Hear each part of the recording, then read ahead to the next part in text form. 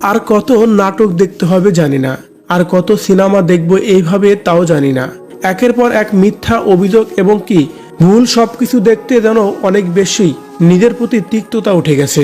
একটা মানুষ কত কিভাবে নাটক করতে পারে সত্যি সুস্মিতাকে দেখলেই যেন বোঝা যাচ্ছে। এবার যেন সুস্মিতার হসপিটালের ভিডিও নিয়ে রীতিমতোই মুখ খুলেছেন পাপিয়া সাহা। ভিউয়ার্স, পাপিয়া সাহা এবার নতুন করে কি বলছে সুস্মিতা সাহাকে নিয়ে, সত্যি কি বলেছে নাকি বলেনি, এ বিষয়ে জানতে সম্পূর্ণ ভিডিওটি দেখে সঙ্গেই থাকুন। সুস্মিতা সাহা, স্বামী পলাশকে হারিয়ে যেন একেবারে ভেঙে পড়েছেন তিনি। কোনোভাবেই নিজেকে মানিয়ে নিতে পারছেন না। কেন এই অল্প বয়সে বিয়ে করে আবার সেই স্বামী তার জীবন থেকে হারিয়ে গেল। সুস্মিতা সাহার বক্তব্য এমন ছিল যে, আমি তো তার কাছে কিছু চাইনি, শুধু একটু ভালোবাসা চেয়েছিলাম।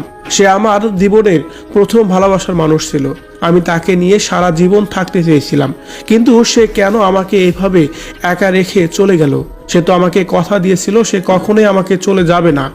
আমার সব কিছুর দায়িত্ব সে নিয়েছিল, তাহলে কেন সে দায়িত্বহীনতার মতো কাজ করলো। আর এই কথাগুলোই হসপিটালের বেডে শুয়ে পলাশকে নিয়ে মাঝে মধ্যেই বলতেছিলেন। আর দেখা যাচ্ছিল সুস্মিতা সাহা অনেক বেশি অসুস্থ, মাঝে মধ্যেই জ্ঞান হারিয়ে যাচ্ছে তার। যখনই জ্ঞান ফিরে আসছে তখনই যেন পাগলের মতো আবুল তাবুল কথাও বলছে সুস্মিতা।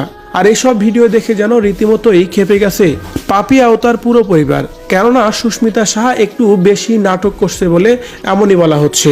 এদিকে পাপিয়ার স্বজনদের ভিত্তি জানা যায় পাপিয়া সুস্মিতা সাহার এসব নাটক যেন কোনোভাবেই মেনে নিতে পারছে না। সুস্মিতা সাহার মধ্যেও নাকি অনেক সমস্যা আছে, স্বামীকে সেইভাবে কখনোই মেনে নেয়নি। কিন্তু এখন পলাশ হারিয়ে যাওয়ার কারণে এখন পলাশের প্রতি একটু বেশি ভালোবাসা দেখাচ্ছে।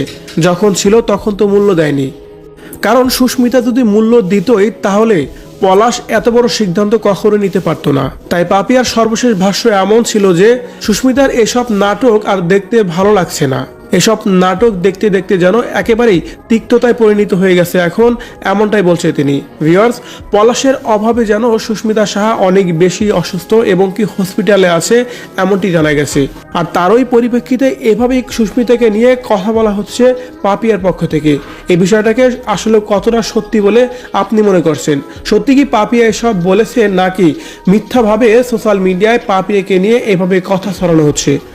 এ বিষয় নিয়ে আপনার মূল্যবান মতামত অবশ্যই কমেন্ট করে জানাবেন কমেন্ট বক্সে।